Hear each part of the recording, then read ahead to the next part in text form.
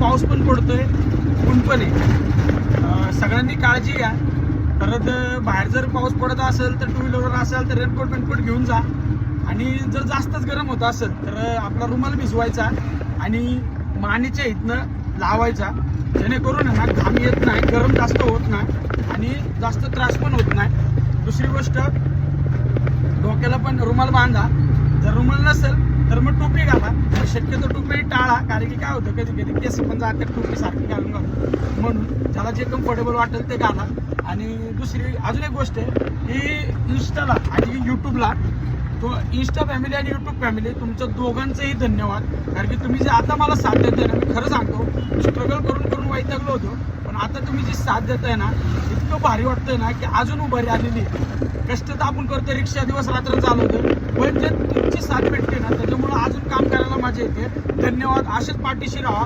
Comment वाईट पण येतात, पण ठीक आहे, चांगले जिथं होणार तिथं वाईट पण होणार, त्यामुळे काही टेन्शन नाही. फक्त तुम्ही असेच पाठीशी राहा. धन्यवाद. बाकी काय नाही.